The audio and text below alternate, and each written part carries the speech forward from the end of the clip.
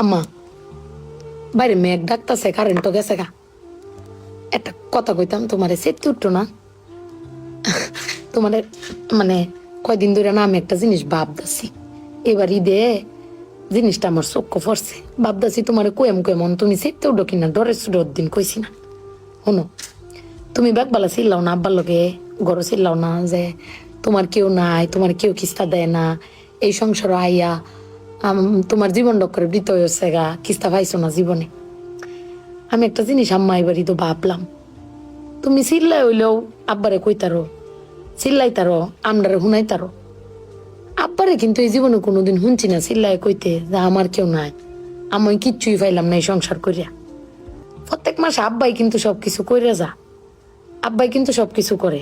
এবার ঈদেও দেহ আব্বা আমারও সালামি দিছে, বুবাইরেও সালামি দিছে, বাইজানরেও সালামি দিছে, তোমারও কিন্তু সালামি দিছে কম আর বেশি।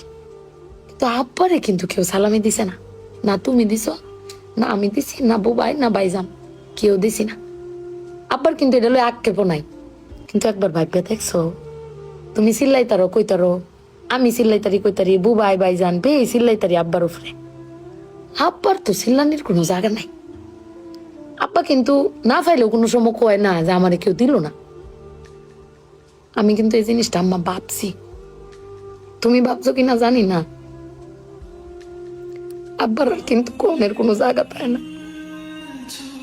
তুমি আমার বক্তারো, বাইরে বক্তারো, বাইরে বক্তারো, কিন্তু আব্বা তো আমরা বকেও না, কিচ্ছু না পাইলেও কেউ কয়ও না। জানি না তোমারে কয় কিনা, কিন্তু আব্বারা মনে হয় এরম হয় না আম্মা।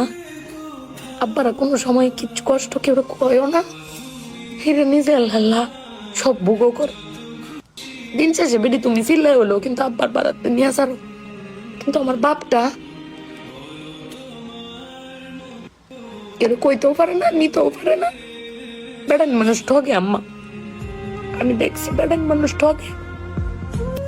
বেটান কইতারে তাও বেটানের কোয়ার জায়গা আছে, জামাই স্বামী বেড়ান কারে কইব।